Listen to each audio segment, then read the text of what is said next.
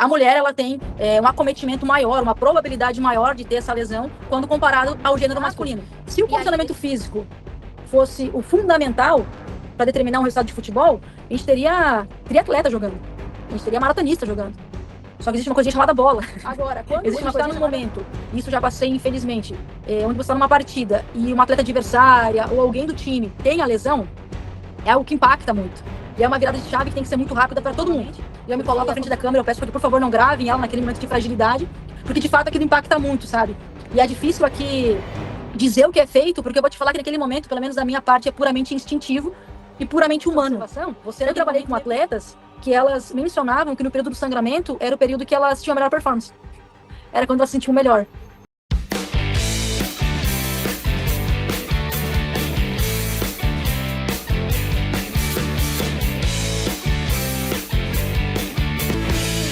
Olá pessoal, sejam bem-vindos e bem-vindas a mais uma edição do podcast Ciência da Bola. Eu sou o João Vitor e hoje, novamente, como de costume, com convidados especiais aqui no nosso podcast para a gente tratar de assuntos relevantes, atuais e também assuntos que vão fazer com que você melhore cada vez mais no seu dia a dia como profissional do esporte. A Minimal Club é a patrocinadora oficial aqui do podcast Ciência da Bola e uma coisa eu tenho que falar para vocês.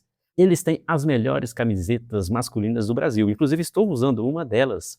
Para você saber, as camisas da Minimal Club são feitas com algodão egípcio. Isso significa que elas não desbotam, não amassam e, além disso, tem um caimento perfeito para realçar o corpo masculino. Se você quer adquirir uma das camisas da Minimal Club, eles têm diversos modelos. Dê uma olhada no link aqui da descrição, você tem 22% de desconto adquirindo usando o cupom Ciência da Bola ou até mesmo escaneando este QR Code aqui da tela para você adquirir aí um kit com 4 camisas da Minimal Club. Tenho certeza que você vai gostar, dê uma olhada. Hoje vamos falar sobre lesões e principalmente lesões no futebol feminino. Muito se vê na mídia, na TV, no rádio, na internet, vários programas de esporte comentando sobre lesões do LCA, o ligamento cruzado anterior, que acomete muitas mulheres no futebol. E até aqui no nosso Instagram a gente fez algumas postagens, a gente sempre acompanha discussões de vocês também sobre esse assunto e atendendo a pedidos, hoje a gente vai falar sobre esse assunto principalmente com uma especialista, uma profissional que está há bastante tempo trabalhando com o futebol feminino. Ela já teve uma experiência na Ferroviária, como coordenadora de saúde e performance, como preparadora física, também em clubes como Corinthians, Internacional, Grêmio. A convidada de hoje é Carla Chaves Loureiro. Ela já esteve com a gente no Ciência da Bola no último ano. Está de volta aqui para a gente dedicar um tempinho maior para entender sobre esse assunto, sobre lesões do LCA. Entender não só sobre as lesões, mas também como evitar, como é o processo de recuperação, causas, consequências. Enfim, vai ser um papo interessante, espero que você goste. Tudo bem, Carla?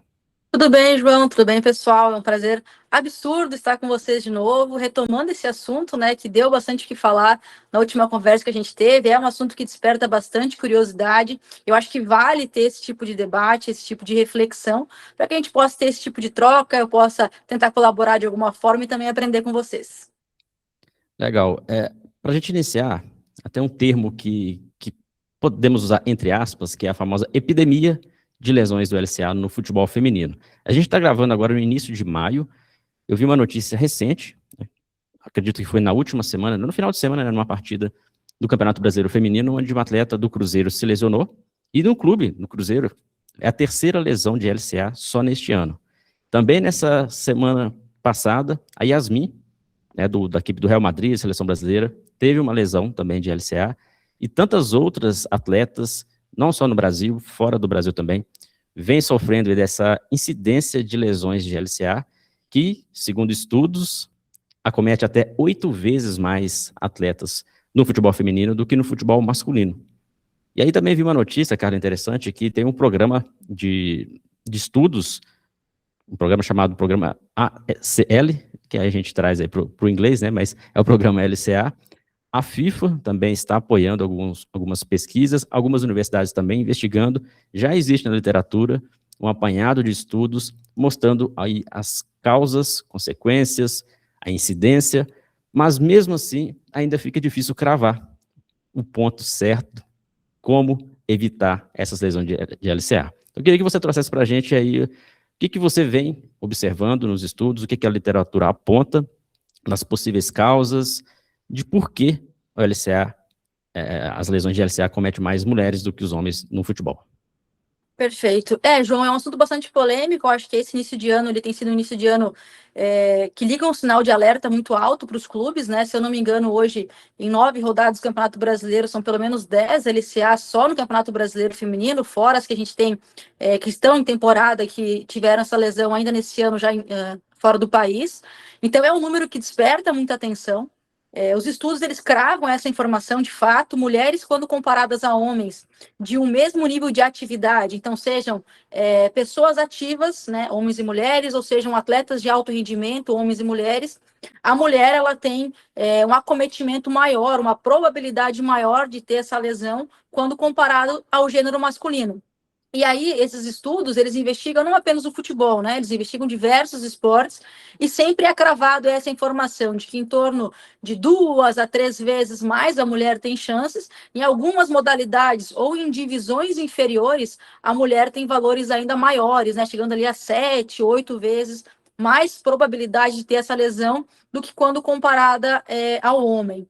Eu, até na última oportunidade que tive de conversar com vocês, eu tentei não cravar muito essas ideias sobre o porquê desse acometimento maior em mulheres, porque eu entendo que a lesão ela é multifatorial. Então, a gente tem que ter um olhar onde a gente consiga avaliar cada um desses possíveis fatores que são possíveis de serem investigados e também entender um pouquinho mais aquilo que é externo, que às vezes a gente não consegue ter tanto controle, e eu vou abordar isso um pouquinho mais, porque eu acho que ele é um assunto que ele exige da gente muita cautela.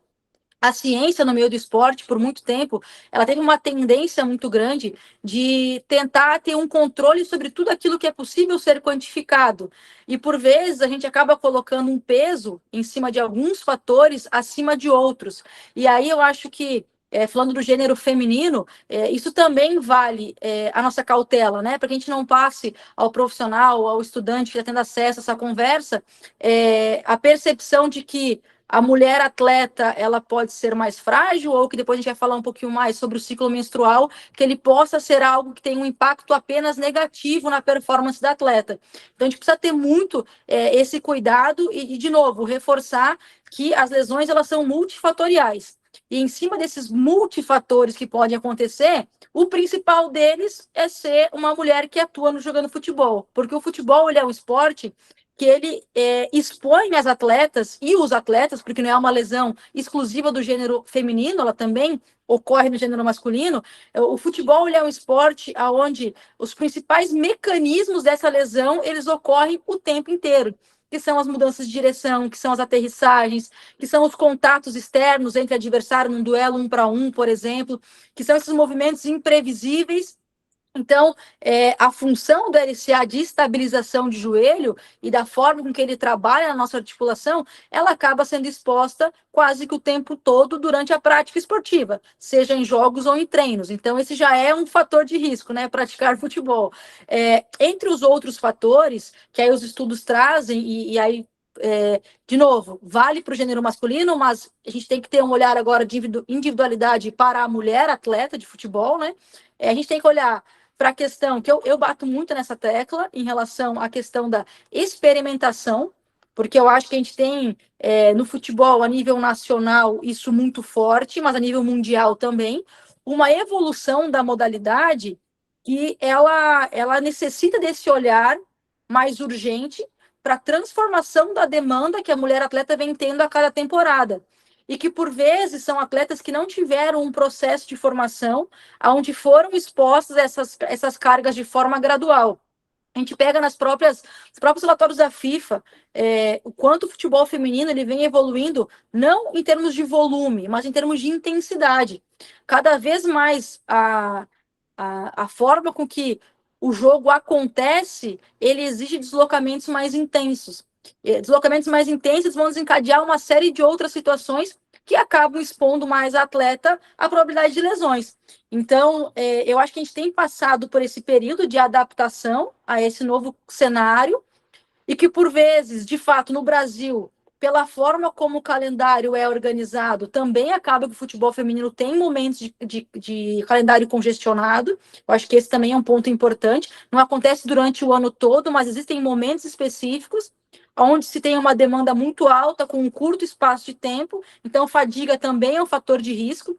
Aí a gente entra na questão hormonal, que eu acho que exige que a gente tenha um nível de investigação científico maior em relação a como essa oscilação em relação ao ciclo menstrual, ele de fato impacta na performance, mas também quando a gente fala de questão hormonal, nós temos que entender que a mulher produz alguns hormônios em menor escala de quando comparado ao gênero masculino, que impactam principalmente na taxa de produção de força, no nível de resistência. Então, quando a gente fala do hormônio, não tem uma relação apenas com o ciclo menstrual, mas também com testosterona, GH, entre outros hormônios que podem influenciar na performance. Mais um fator de risco, a questão neuromuscular.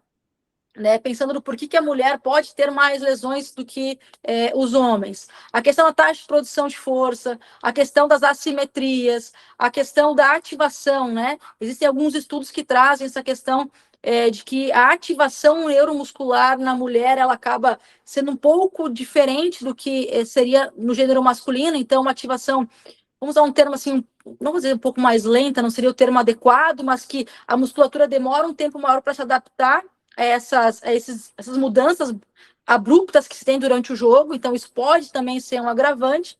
Existe o fator anatômico, né, que muito fala sobre a questão do ângulo Q em relação ao valgismo, né, que o joelho da mulher tem essa tendência maior a essa anatomia durante a mecânica do movimento, porém, acho que vale um adendo já, né, o valgismo por si só, nas lesões sem contato, ele não é suficiente, que são o que os estudos trazem, ele não é suficiente para que a gente tenha o rompimento do LCA, mas ele é mais um fator que agrava, principalmente quando há algum outro mecanismo associado.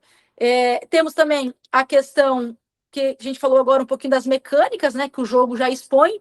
Então, assim, e somado tudo a isso, ainda tem a questão do nível de prontidão que a atleta se apresentou na partida, a distribuição de carga que essa atleta teve durante a semana, o gramado que ela atuou, as condições climáticas. Então, assim, é um emaranhado de possibilidades tão grande e a gente tem que levar isso tudo em consideração e, de alguma forma, talvez o somatório dessas associações de fatores de risco possam fazer com que a mulher atleta hoje tenha a probabilidade maior de lesão de quando comparado ao gênero masculino.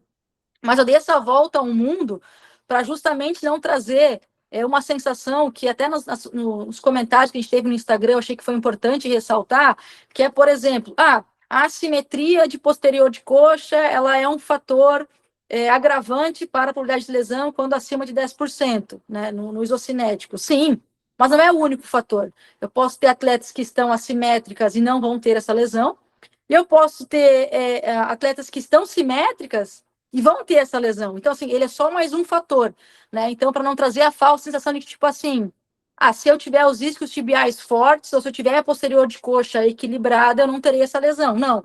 Você está eliminando um fator. Existe todo um outro emaranhado de possibilidades e complexidade que a gente precisa levar em consideração no momento de aprofundar essa lesão, até para não cair naquela falsa tentativa de achar um culpado, né? Que, infelizmente, por vezes, isso acaba acontecendo muito no esporte. Então, acho que vale a gente começar dando esse susto de informações, né? Essa quantidade, essa cadeia de possibilidades, porque, de fato, é um assunto que ele é muito complexo. Eu acho que a gente tem que falar com ele com essa seriedade.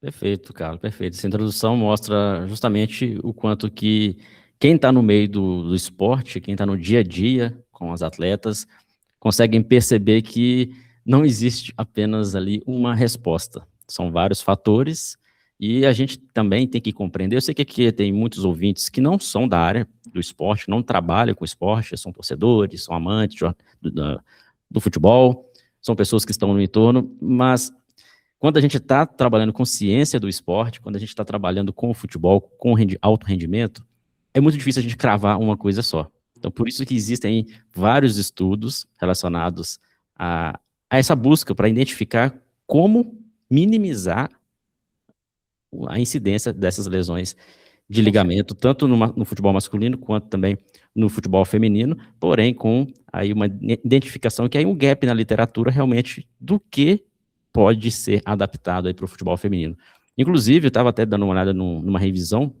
Existem várias revisões, você até trouxe aí dados, acredito que seja também ali um compilado que você deve ter observado. A gente vai deixar até alguns links depois aqui para o pessoal dar uma lida, compreender um pouco mais, que as revisões elas trazem esse apanhado do que vem acontecendo, muitos estudos até recordatórios. A FIFA está investindo para tentar encontrar também mais estudos atuais, mais evidências, porque também acaba que são...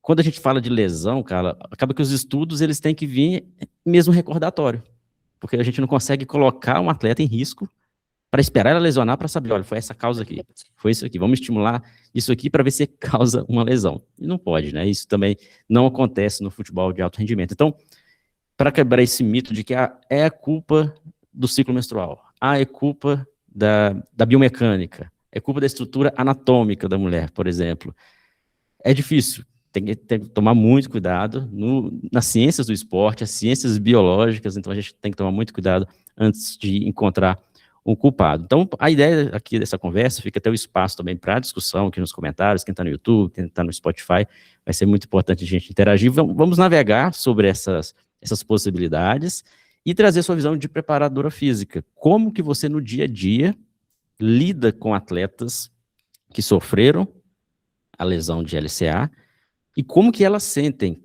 Carla? Eu acho que a ideia do podcast também é sair um pouco aqui do contexto científico, mas entender mais o lado humano da atleta, que às vezes fica com medo, fica receosa ali, porque está vendo uma colega sofrendo a lesão de LCA, está vendo uma atleta que está disputando o mesmo campeonato na equipe rival, se lesionando.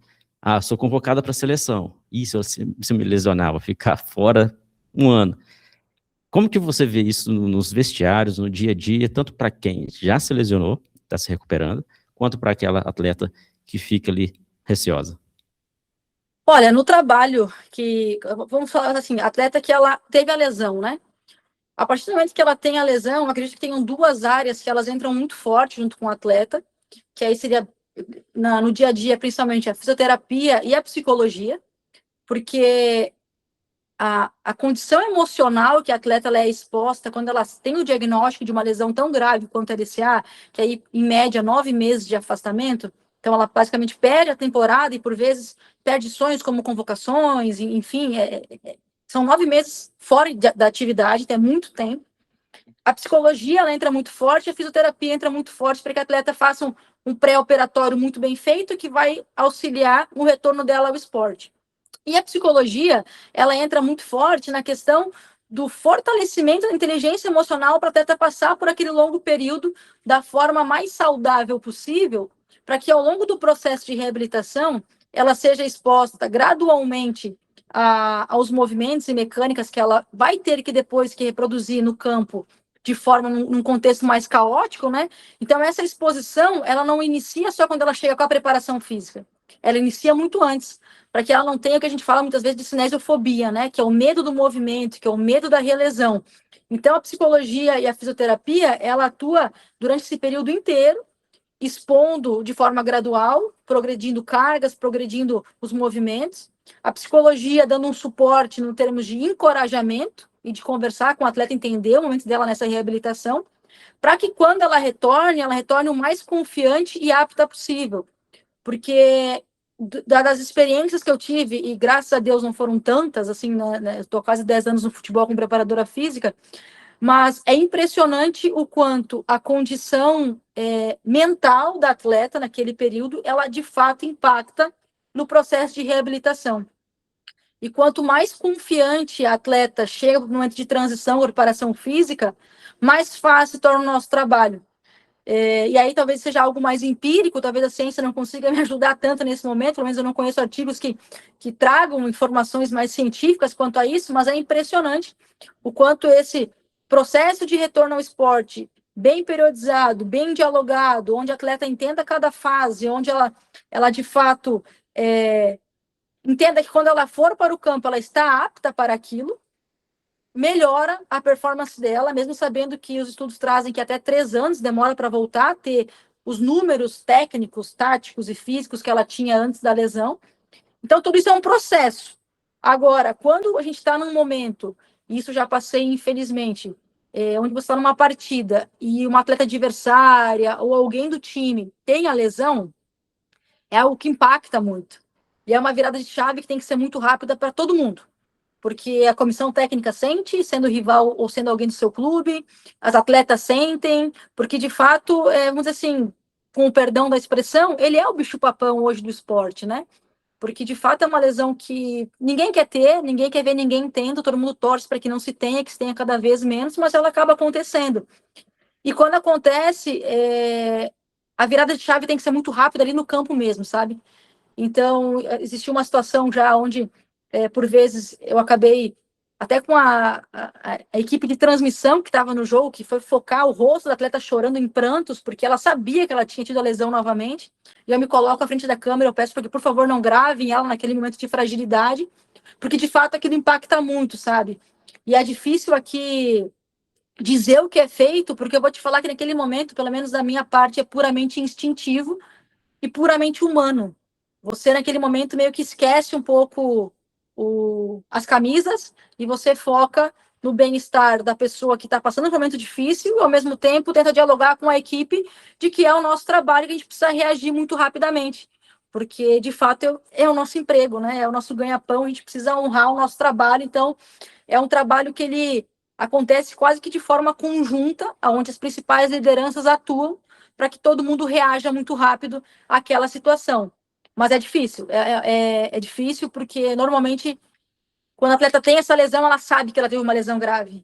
E aí o choro é muito alto, aquilo pega todo mundo, e é uma situação assim que é bem desconfortável, sabe? E no dia a dia, Carla, as atletas elas entendem que, por exemplo, o que é preparado durante a semana, dentro ali do microciclo de treinamento, fortalecimento dos membros, core, enfim, treinamentos que são específicos para desenvolvimento ali da força, estabilidade, mas também são exercícios que podem ajudar para que diminua ali as chances de lesão. Ah, Então, mais perfeito. fortalecimento. A atleta ela tem consciência disso, porque nós, da área do esporte, preparadores físicos, tentam alinhar cargas, né? Tenta também organizar tudo para que sejam atividades que previnam lesões. As atletas, elas também têm consciência disso, isso é pensando antes da lesão, Uhum. né? Antes, tem bastante. E, na verdade, eu acho que vai muito dos protocolos que os clubes seguem, né? Mas um facilitador sempre ele acaba sendo a questão das avaliações que a gente faz na pré-temporada e durante a temporada para mostrar para elas como que elas estão, principalmente na parte neuromuscular, e a importância de alguns trabalhos, e aí também a importância do que elas fazem fora do clube. Então, essa conscientização, ela é um processo educacional que ele acontece quase que diariamente, mas de todos os elencos que eu trabalhei, eu confesso que as atletas sempre tiveram muito interesse em entender o que cada trabalho estava sendo proposto e o porquê, a fim de fato, prevenir esse tipo de lesão mais grave, né? Ou que a gente consiga diminuir o número de severidade das lesões. Então, elas têm muito essa curiosidade, porque elas entendem que o corpo é sua ferramenta. Eu, particularmente, sempre gostei muito de conversar sobre os processos que nós estamos dentro da temporada.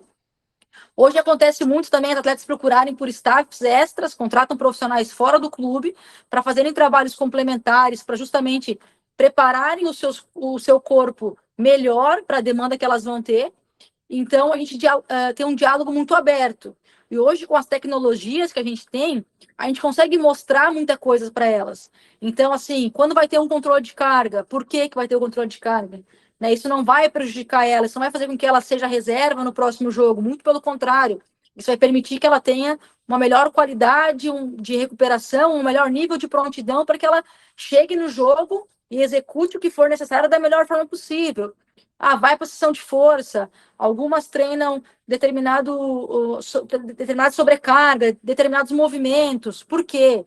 Né? Algumas realizam alguns tipos de salto, outros tipos de salto. Por quê? Então, esse tipo de diálogo, ele é muito forte internamente com as atletas. E aí também entra as outras áreas. Entra a nutrição, quando fala sobre a questão do perfil antropométrico, entra muito a psicologia, quando fala em relação à qualidade do sono, o porquê que é importante ter uma rotina de sono adequada, entra a fisioterapia falando muito sobre o recovery. Aí, por vezes, entra a preparação física, trazendo o ponto de que o menos é mais em muitos momentos. Então, a gente vai tendo esse tipo de diálogo, e isso é muito interessante, porque eu noto que nos trabalhos dos clubes que eu passei, tanto em categoria de base quanto na categoria profissional, existe de fato muita curiosidade. E não é uma curiosidade de afrontar o que o preparador físico ou o que os profissionais estão propondo dentro do clube, mas é a curiosidade de entender o benefício daquilo que está sendo feito e proposto. Então, as intervenções, elas são diversas, né? Pensando na prevenção de lesão. Eu acho que o treinamento de força, ele é algo que é um grande aliado, né? Porque eu entendo que de tudo que eu consigo fazer de resumo dos estudos e de tudo que eu consigo ver na prática, eu acho que, de fato, as atletas bem condicionadas na questão neuromuscular, elas se distanciam um pouco mais da probabilidade de lesões mais severas, claro que somado a outros fatores, né? Você tem que ressaltar isso. E também essa questão da gente sempre ter uma ondulação de carga durante a semana que seja adequada, né? Que permita aumentos de maior recuperação, que permita aumentos de maiores intensidades, porque uma coisa que eu sempre bati muito na tecla, o nosso trabalho do staff, da comissão técnica, é para que a atleta performe. Quando a gente fala em performar, a gente também fala em ela ter a menor probabilidade de lesão. Mas nosso trabalho não tem que ser para não ter lesão. Nosso trabalho tem que ser para ter performance.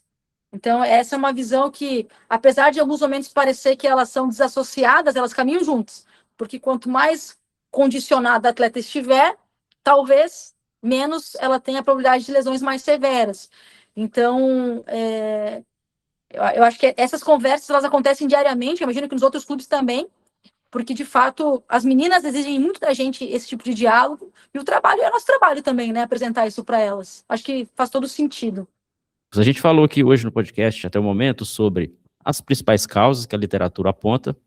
Você trouxe aí situações de como é lidar com quem teve a lesão no dia a dia, no dia a dia também como evitar, possibilidades de evitar, como preparadora física. Agora eu quero que a gente entre num ponto, Carla, que é tentar destrinchar dessas possíveis causas que acomete mais lesões de LCA em mulheres, como o profissional de preparação física que está nos ouvindo, seja coordenador, coordenadora, o próprio fisiologista, preparador físico, como lidar com algumas situações que são controláveis e como lidar com situações que não dependem de vocês.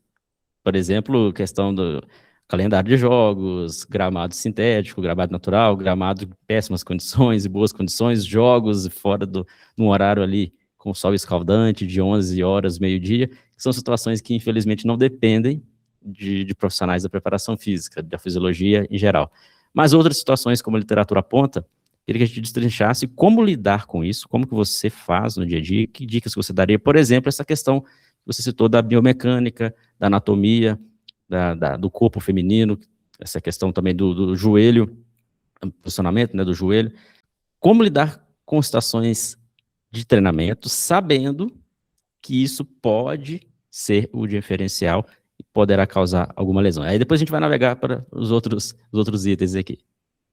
É bastante complexo, é bastante difícil, assim, né? A gente conseguir. Eu acho que, de novo, quando a gente vê esses fatores de risco, tudo aquilo que está no nosso controle, a gente de fato tem que tentar acessar de alguma forma e expor os atletas a estímulos que possam reduzir ao máximo esse tipo de acometimento. Eu acho que antes do estímulo vem a qualidade do nível de prontidão que o atleta se apresenta para a sessão de treinamento. Eu acho que hoje eu bato muito nessa tecla. A gente tem diversas formas de avaliar, seja através das escalas subjetivas de recuperação e escalas de bem-estar, para você entender um pouquinho melhor como esse atleta está chegando para a sessão de treinamento. Eu gosto muito, utilizo há muitos anos a questão da avaliação do contramovimento, para ver a tendência de queda ou o percentual de queda que a atleta teve para aquela sessão, para você ver se necessita algum tipo de controle ou não. E o diálogo com o atleta para saber como ela está se sentindo em qualquer momento, independente de qualquer coisa, ao longo da sessão de treinamento. Então, todos os dias, escalas, avaliações, diálogo, para entender o que aquele treino vai exigir e como o atleta se apresenta para aquela sessão, né? Porque eu, particularmente, bato muito na tecla do nível de prontidão. Acho que quanto melhor for a qualidade que ela vai se apresentar para a sessão, maiores serão os ganhos e melhor ela vai estar apta para fazer o que a gente exige dela. Quando a gente pensa em mecânicas, eu confesso que dos estudos assim que eu vi, que eu acredito, principalmente saíram 2 assim que foi ano passado, que foram estudos feitos com análise de vídeo em relação à lesão de LCA. Então, assim, uma mecânica que é uma que eu acabava estimulando de diferentes formas com as atletas é para não ter a desaceleração com o calcanhar.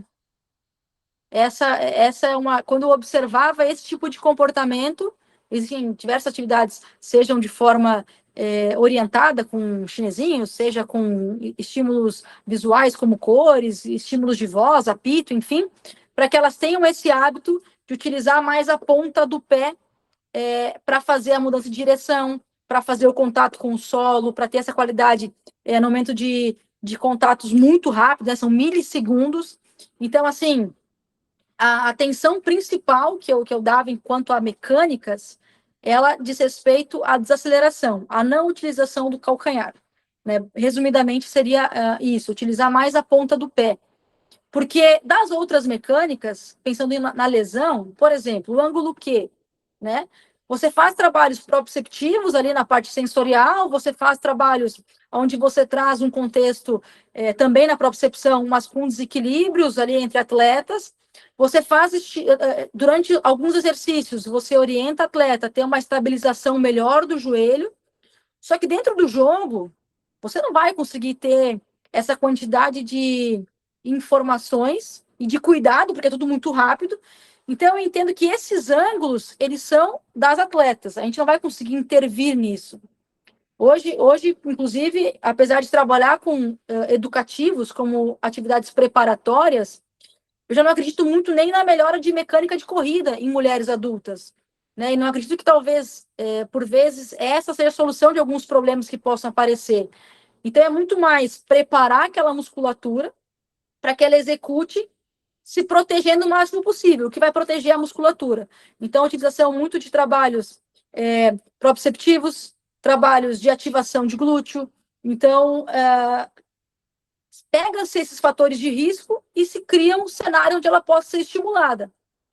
E até porque, cara, você está preocupado às vezes, não tem uma solução, porque não tem mesmo, né? Não tem uma única solução, Se né? tivesse, estava milionária. Exatamente.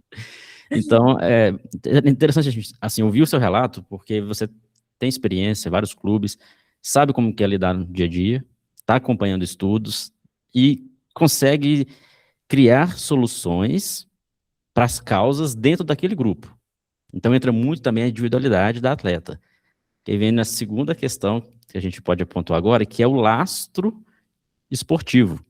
Porque tem atletas, às vezes, principalmente as mais jovens, que às vezes entra no profissional com 16 anos, mas não teve uma escolinha ali desde os seus 5, 6 anos, não participou, às vezes, durante muito tempo de uma categoria de base feminina, despontou ali com 14, com 15, jogando na rua, no bairro, pum, já vai para o time profissional. Então, às vezes, pode ser que ela vai ter um perfil motor ali, biomecânico, diferente de uma atleta que jogou escolinha desde nova e já está ali nos seus 22 anos, já está maturada e tudo mais. Entra essa questão da individualidade, mas entra também essa questão do lastro, você entender que atleta que você tem no elenco, porque isso você precisa saber para condicionar treinamentos específicos para cada nível, né? Não, com certeza. Eu acho que essa questão da experimentação, para mim, ela é um clássico, assim. Eu acho que é algo que não que seja necessariamente ignorado, assim, né? Mas a gente, acho que os grandes destaques, né, as atletas que se destacam muito rápido, elas de fato hoje passam por um processo talvez um pouco acelerado para a equipe profissional.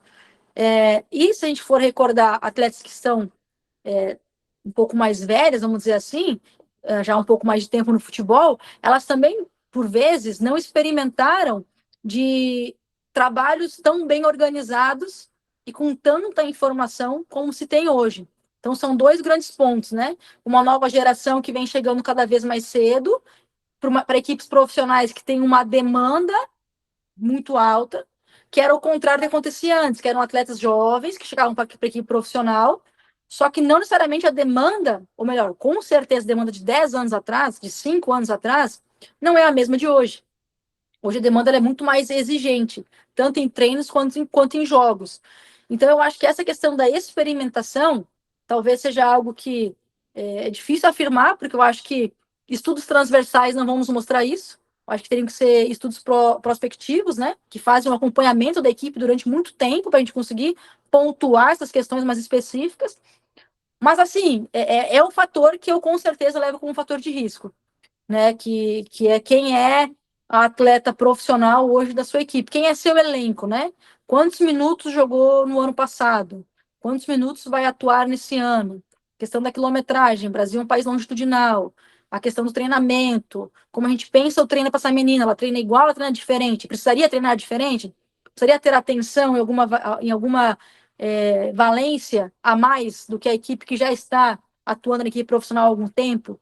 Então, assim, são discussões que eu acho que internamente elas acontecem, elas são importantes, principalmente porque hoje muitos clubes têm os seus departamentos, e um departamento é o de desenvolvimento individual do atleta, onde esses aspectos físicos eles também são levados em conta, mas a gente sabe que na hora que a responsabilidade vem, a gente precisa entregar resultado, e por vezes na ânsia de entregar o resultado, a gente rompe algumas etapas, né?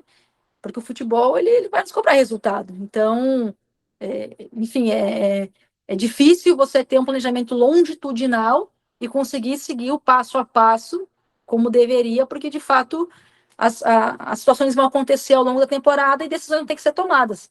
Então, mas assim, eu realmente acredito nisso. Assim, eu acho que quanto mais tempo o atleta experimentar no processo de formação, quanto mais adequado for esse processo, melhor vai ser a condição em que ela vai se apresentar na categoria profissional. E tem um outro ponto, que aí você até já citou um pouco, inclusive eu quero até destacar que em 2000, se não me engano, foi 2022 ou 23, quando você estava no Corinthians, onde vocês desenvolveram um projeto que é Respeita Meu Ciclo, que é justamente mostrar a importância de quem trabalha com o futebol feminino, de que o ciclo menstrual sim deve ser levado em consideração para a adaptação do treinamento, ajustes, organização do calendário e tudo mais. É um dos fatores que a ciência já mostra, que possivelmente a questão hormonal ela pode ali ter alguma interferência não só para lesões, mas também para o desempenho, a questão de recuperação. Então são diversos fatores que algumas atletas podem sentir mais do que outras, então também tem essa variação. Mas é uma característica do corpo feminino, o ciclo menstrual. Queria que você falasse então como controlar dentro da carga de treinamento num grupo de atletas ali, de 30 atletas. Queria que você também falasse um pouco sobre esse programa que foi feito lá em 2022, o Respeita Meu Ciclo. O que depois desse programa, quais foram os legados, o que surgiram também de ideias? Acho que é um ponto bem interessante que a gente pode tocar. Não, foi uma parceria maravilhosa, e foi muito bacana a experiência. Doutora Paula, grandíssima amiga minha também, que defende muito dessas ideias, de que a gente não... Porque quando a gente fala de ciclo menstrual, eu acho um tanto impressionante o quanto as pessoas sempre costumam trazer a questão do impacto negativo do ciclo menstrual. E isso foi algo que, desde que eu entrei no esporte, assim, mais especificamente, me incomodava um pouco. E aí, dado a proporção, para mim, quando as pessoas mencionam o ciclo menstrual como algo ruim, me remete muito lá atrás, quando eu falava que os pés das mulheres não eram feitos para calçarem chuteiras. Que eu falo, cara, ciclo menstrual, ele faz parte da biologia feminina. Então, por que a gente tem direcionado tanto a atenção para algo tão maléfico à performance feminina, se isso faz parte da biologia feminina? A minha cabeça, isso nunca fez muito sentido. Tanto quando eu entro no grupo de estudos, que depois eu vim participar no mestrado na Universidade Federal do Rio Grande do Sul, minha primeira linha de estudos era com o ciclo menstrual, porque eu tinha muita ansiedade naquele assunto. E à medida que eu fui estudando, eu fui ficando cada vez com mais dúvidas e mais questionamentos, e cada vez me fazia menos sentido olhar para o ciclo menstrual como algo negativo à performance feminina. E isso é algo que eu tenho ainda até hoje. Então, assim, inclusive a doutora Paula, que participou comigo dessa situação dentro do Corinthians, foi maravilhoso. Hoje tem a doutora Tati, que é ginecologista do esporte, que eu adoro as reflexões que ela traz sobre o assunto, que ela fala muito sobre isso. Cara, não existe nada mais feminino do que o ciclo menstrual, então vamos olhar para isso com outro olhar. E quando a gente fala sobre essa oscilação, eu ainda não consigo ter uma convicção tão clara de que alguns momentos eles possam, de fato, ser mais prejudiciais à performance da mulher do que outros momentos dentro do ciclo menstrual. Em geral, os estudos dividem em 3 a 6 ciclos, depende muito da área que está fazendo o estudo, né? Mas por quê? Porque nem toda correlação ela justifica uma causa. Então, por exemplo, o último estudo que foi divulgado do Barcelona, que deu um burburinho gigantesco no mundo do futebol novamente, é um estudo muito interessante. A construção dele, teórica, é muito bacana, só que ele levou só o ciclo menstrual em consideração. Ele não levou mais nada. Então, assim, a gente fala de uma lesão que ela é multifatorial. Sempre que a gente fala de lesão, a gente menciona a questão multifatorial, mas quando a gente vai falar sobre um assunto específico, a gente isola só essa variável e analisa em cima dessa variável. Eu acho que trouxe uma importante reflexão sobre a severidade, isso é muito legal, um sinal de alerta, mas tendo a atenção de que é só mais uma variável, né? Eu brinco muito com as pessoas quando eu falo sobre isso, que cara, se a gente pegar hoje as fases da Lua e a gente comparar em que momento tem mais lesões de LCA no Campeonato Brasileiro, vai ter uma fase da Lua que vai ter mais lesões, só que não é por causa da fase da Lua. É uma correlação, mas não é uma causa. Então, eu, quando nos trabalhos que faço, desde a época da base do Internacional até o último trabalho que foi na Ferroviária, os controles de carga, eles aconteciam de forma igualitária em qualquer momento do mês, mas quando, no período do sangramento, se a atleta manifestava alguma questão relacionada à saúde, que poderia impactar no nível de qualidade de recuperação, existia um controle de carga não pelo ciclo menstrual, mas pelos sintomas que ela apresentou naquele momento. Então, por exemplo, tive cólica à noite. Naturalmente, a sua qualidade do sono ela vai ser inferior. Então, não é que você teve uma qualidade não adequada, de qualidade de recuperação não adequada em função do sangramento. Você teve uma recuperação inadequada em função da cólica, que não permitiu que você dormisse à noite, quebrou o sono, que é o principal fator de recuperação hoje para atleta. Ela chega no treino com um nível de prontidão para a sessão menor.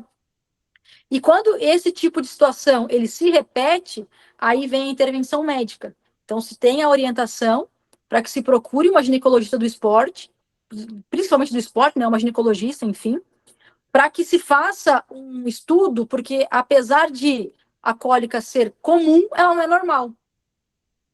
Então, são sintomas que acontecem dentro do ciclo menstrual e muitas revisões trazem isso, revisões antigas, né, digamos assim, nos últimos 10 anos. Elas trazem que o principal impacto que se percebe nas atletas de qualquer modalidade diz respeito aos sintomas que elas apresentam nesse momento do ciclo menstrual. Então, para mim, isso é muito mais palpável, isso é muito mais possível de um controle, né, de uma intervenção, do que simplesmente pelo momento do ciclo. Né? Então, não sei se eu me fiz entender assim, mas da forma que eu trabalho nesses 10 anos do futebol feminino, ele se encaminha desta forma. Uma outra coisa que eu acho interessante observar é a regularidade do ciclo menstrual, né? Porque existe a tríade da mulher atleta, e uma das questões, um dos sintomas, né, quando o atleta começa a entrar nessa tríade, que ela é maléfica à saúde e à performance do atleta, diz respeito a você ter um ciclo menstrual não regular. Então, não é a cada 28 dias, não é a cada 30 dias. Acaba tendo uma oscilação ou períodos maiores sem fluxo ou períodos maiores com fluxo, né? Então, você começa a intervir, na minha opinião, muito mais, com uma ênfase muito maior na qualidade de vida do atleta, na saúde do atleta, do que por si só na ondulação hormonal, né? Aí o outro adendo que eu acho importante é que a gente não sabe exatamente em que período do ciclo menstrual o atleta está. A gente sabe quando ela está no período de sangramento. Né? Isso é muito fácil a gente saber, porque nas escalas pré-treino elas preenchem sim ou não. Mas as outras fases do ciclo, elas têm faixas de dias que ela pode estar, né? Então, a gente não tem uma exatidão para saber em qual fase ela está. Então, na minha opinião, periodizar com base nisso o treinamento, eu não consigo ter a convicção que é a melhor estratégia ainda hoje, né? Com aquilo que eu tenho de conhecimento, com aquilo que eu acredito. Mas eu entendo que são informações importantes. E é importante você monitorar, é importante você treinar o seu olhar sobre o que eu estou olhando, sobre o que eu estou querendo ver aqui, e estar atento a esses sintomas que podem, de fato, impactar na performance feminina. É interessante você falar dos sintomas, porque não só a lesão de LCA pode acontecer quando o atleta está sentindo dores. Ela não está performando bem, não tá confortável, se ela vai para o treino, pode acontecer de o rendimento dela não ser satisfatório e outras lesões também podem acontecer, né? Quando é jogo, como que é feito? O atleta está sentindo muita cólica, por exemplo, ela é retirada, é poupada naquele jogo, como que é feito esse trabalho junto com a comissão técnica? Eu acho que depende muito, assim, uma coisa que evoluiu muito no futebol, na minha opinião, é a qualidade de comunicação, né? Hoje você consegue se comunicar com o atleta e as atletas que têm essa questão desse tipo de sintomas, a intervenção ela consegue ser antes, né? Às vezes acontece de a cólica iniciar durante a partida. E aí, normalmente, os médicos e as médicas, elas acabam utilizando de fármacos, né, de medicamentos, que tem um alívio quase que imediato, né? Mas confesso que ficar fora de jogo e jogos importantes por conta de cólica, assim, eu acabo não me recordando. Agora, em alguns momentos, por exemplo, a atleta teve uma noite terrível no hotel e ela seria titular no jogo X, né, o jogo do dia seguinte. E em função dela não ter dormido bem à noite, da indisposição, do nível de estresse alto, do feedback da atleta de que ela está se sentindo indisposta, eu já houve troca assim, de atletas para aquela partida. A ideia é uma decisão mais técnica, né? Eu acho que não existe uma justificativa emergencial para essa decisão, desde que não seja um acordo entre área de saúde, área técnica e atleta. E aí, eu acho que não foi feita essa pergunta, mas acho que vale essa observação. Eu trabalhei com atletas que elas mencionavam que no período do sangramento era o período que elas tinham a melhor performance. Era quando elas se sentiam melhor. Então, assim, para trazer, né, um outro ponto, assim, existem as atletas que sentem mais essa indisposição e existem atletas que elas se sentem melhores. Então, é muito individual, sabe? É algo muito, muito individual, assim. Conhecer a sua atleta, ela vai permitir, eu acho que você tem intervenções assertivas nesses momentos. Muito interessante, cara. Muito interessante entender todo o cenário de quem está no dia a dia, como que vocês trabalham com atletas, intervêm em situações adversas e como que é programado justamente para que a atleta tenha performance durante o ano e minimize aí os riscos de acometer uma lesão grave como a lesão de LCA. Como no início do nosso episódio aqui eu havia falado, a gente ia trazer o assunto mais científico de maneira geral, mas tentar trazer o lado mais profissional do dia a dia, como é feito esse trabalho, até porque a gente está aguardando também novos estudos, com certeza, principalmente esse estudo que a FIFA está investindo. Quando tiver já dados, a Carla está convidada aqui para a gente também analisar, conversar sobre o que foi encontrado. Mas, enquanto isso, a gente vai olhando a literatura que existe, vai ouvindo profissionais como você para entender como trabalhar melhor com o futebol feminino para evitar lesões. E aí tem um outro fator, ou fatores, que aí já não depende de vocês que estão no dia a dia. Calendário, principalmente hoje a gente vê aumento no número de competições, tanto no masculino quanto no feminino. O feminino, nos últimos anos, principalmente no Brasil, com o calendário a segunda divisão, terceira divisão do Campeonato Brasileiro, que até então não tinha, né? Um campeonato nacional com 3 divisões. Tem também os campeonatos de base, sub-20, o sub-17 também evoluindo bastante, aumentando o número de jogos. E aí, consequentemente, aumentando o número de jogos, entra naquilo que você disse, né? A questão da fadiga, precisa também pensar muito bem as viagens, que são viagens longas aqui no nosso país, mas tem outros fatores que podem ser qualidade do gramado, horário dos jogos, né, que são situações aí que, infelizmente, não dependem de vocês. Como lidar com isso? Como que vocês tentam minimizar com base em coisas que não dependem, não estão nas suas mãos? Olha, é bastante difícil, é bem desafiador. O último recorte que eu tenho, assim, de situação um tanto caótica e preocupante, né, em nível de performance dos atletas foi recente, ainda pela Ferroviária. A gente teve um jogo contra o Santos em Santos, numa sexta-feira, se não me engano, e a gente jogou contra o Cruzeiro aqui em Araraquara na segunda-feira. O jogo em Santos na sexta era à noite, a gente chegou super tarde no hotel, enfim. Então, nesses momentos de caos, onde foge total do nosso controle, eu particularmente sou uma crítica muito forte à construção do calendário por parte da CBF. Eu acho que, porque é quem orienta o restante do calendário, né? Eu acho que a gente tem no futebol, no feminino, momentos onde existe um acúmulo de jogos muito grande e momentos onde existe uma pausa muito grande. Então, acho que existiria a possibilidade de você ter uma melhor distribuição dos jogos. Acho que esse é um ponto muito importante. Quanto aos horários, eu acho que até vale para o telespectador e por vezes as atletas também não sabem. A grande maioria dos jogos, quem define horário é a TV, não é o clube. Então, quem tem o direito à transmissão da partida é quem define horário e tudo mais. E isso também acaba, por vezes, impactando. Mas no que está no nosso controle, eu acho que a grande virada de chave hoje, as equipes que conseguem ter uma comissão técnica e um staff, onde as diferentes áreas podem sentar e conversar e traçar um planejamento, seja com intervenções onde a ciência traz um feedback positivo, seja com intervenções que, por vezes, são intervenções quase placebos, vamos falar assim, ou seja com controles mais rigorosos junto à área técnica, né, de você selecionar minutos jogados, quem vai jogar junto, eu acho que essa construção, ela é a ideal, porque, de fato, os quilômetros rodados você não vai conseguir minimizar, o horário do jogo você não vai conseguir mudar, o calendário congestionado você não vai conseguir mudar. O que você consegue mudar é a estrutura do seu trabalho.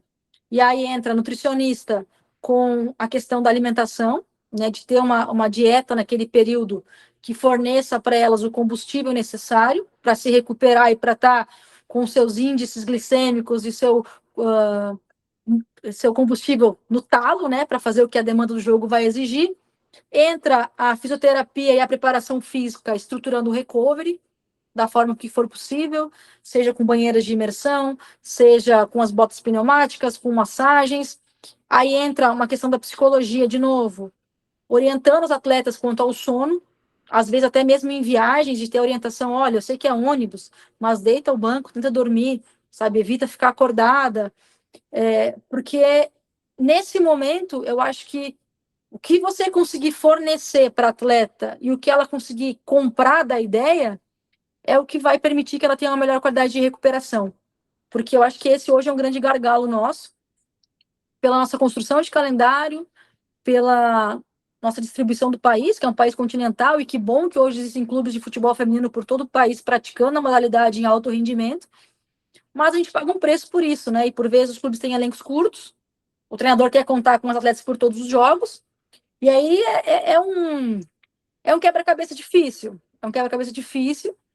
E eu tenho certeza que a grande maioria dos clubes faz tudo que está ao seu alcance, mesmo que às vezes o que está ao alcance é o mínimo do mínimo e é o básico bem feito, né? Porque a gente sabe que, independente do que a gente for propor para o atleta, o que de fato vai permitir uma boa recuperação é a qualidade de sono, é a alimentação, é a hidratação. E aí o restante vem como ferramentas para potencializar isso. Mas se não dormir bem, se não comer bem, se não hidratar bem, o restante ele acaba sendo vazio, né? Então a gente tem que fazer o básico bem feito. A gente depende muito do atleta para isso. E do demais, assim, é difícil, assim, João, acho que eu vou te falar que é um dos maiores desafios do futebol, sabe? Porque todo mundo quer ganhar, todo mundo quer pontuar na partida, ninguém quer que o atleta se machuque, mas as áreas, elas têm um olhar, cada um na sua especificidade, e no final das contas, o treinador e a diretoria que vão determinar aquilo que vai ser possível ser feito, né? Então, é um caminho, assim, bem complexo. Eu acho que os clubes que conseguem ter esse nível de interação de dados, informações e comunicação, eles se colocam um pouquinho à frente.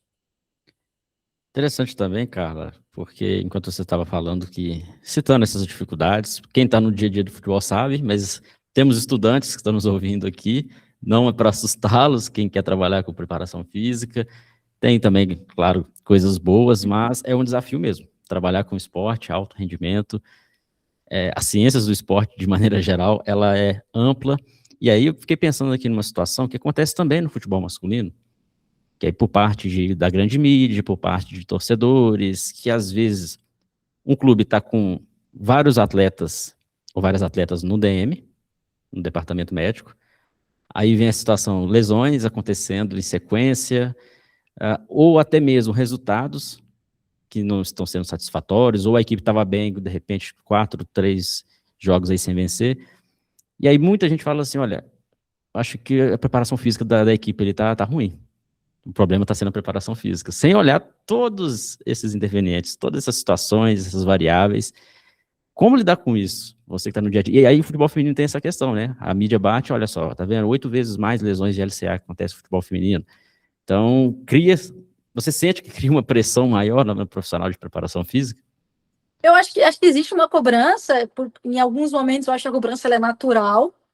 Até anteontem, eu acabei postando nas minhas redes sociais, depois eu posso disponibilizar o link do artigo também para o pessoal. É um artigo muito interessante, que ele traz, eu não lembro qual é o nome dos autores, mas ele traz uma crítica muito forte a isso, né? Eu acabei abordando um pouquinho no início da minha fala aqui hoje. A ciência, ela por muito tempo se apegou àquilo que pode ser quantificado. Então, para os profissionais que pretendem atuar com preparação física, é um trabalho extraordinário, ele tem muitas coisas maravilhosas, mas no bastidor a gente sabe que existem cobranças, por vezes você vai ser apontado, e na minha opinião, assim, o que mais me fez lidar com tudo isso de uma forma saudável é a convicção no que está sendo feito. Eu acho que é natural que em alguns momentos de instabilidade, ou quando os resultados não vêm, ou quando o elenco não performa como se espera, que você busque culpados. Então, você ter acesso ao que você tiver e ter a capacidade de analisar o seu trabalho, porque, vamos lá, a preparação física, ela é mais uma função dentro de uma comissão técnica cada vez a maior de número de profissionais. Na minha opinião, hoje, o preparador físico ele é muito mais um consultor do que um profissional que sozinho, diretamente, atua na preparação física do atleta. Porque quem acaba condicionando o atleta é todo o trabalho proposto. Então, é o trabalho da preparação física na parte inicial, é o trabalho do auxiliar técnico, do treinador, enfim, todos os trabalhos que eles estão sendo, o atleta está sendo exposto, ele está condicionando o atleta. Então, a gente sabe que o bastidor do futebol e a rotina do dia a dia do futebol, ela é muito além daquilo que está no seu controle. Na verdade, quase nada está no seu controle. Você faz sugestões, você faz recomendações, e você, através dessas sugestões e recomendações, tem que ter o discernimento de entender que, por vezes, você vai conseguir ter o trabalho da forma que você orientou, e, por vezes, você não vai conseguir ter, o treinador vai tomar outras decisões, vai fazer um trabalho diferente do que você sugeriu, e tá tudo bem. Eu acho que, na verdade, assim, existem duas grandes críticas que eu faço, né? A primeira é que aquilo que é normal virou normativo. Então, a gente pega modelos de periodização, aonde hoje, com dado de GPS, principalmente, né, que a maioria dos clubes hoje consegue ter acesso na elite, e já em divisões de acesso, divisões menores também. Pegam-se estudos aonde foi feito, basicamente, um estudo com 50 preparadores físicos que tinham acesso a GPS, aí eles mencionam como atuavam com esses GPS, e a gente faz disso uma norma, quando, na verdade, isso era o normal entre eles, e não um valor normativo. A gente começa a replicar isso como se fosse um modelo ideal.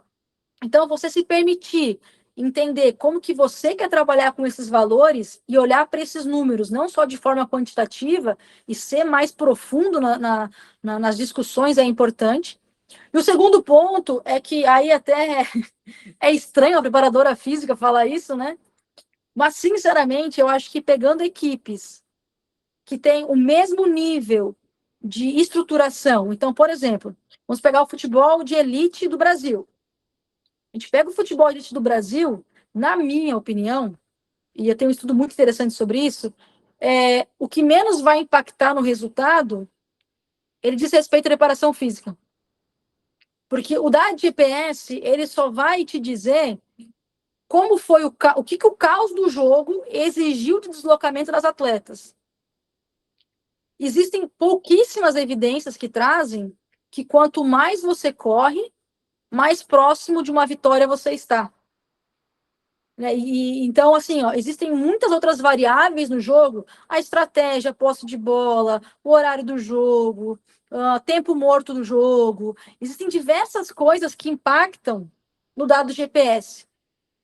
Então, você trazer para si esse protagonismo, você trazer para si essa responsabilidade, desde que você faça um trabalho adequado, eu acho que o preparador físico ele tem que estar preparado para ter as suas convicções e entender, vamos dizer, ó, se reduzir a sua insignificância e entender que você é mais um profissional que toma decisões e ajuda a tomar decisões para que você prepare o seu time da melhor forma possível.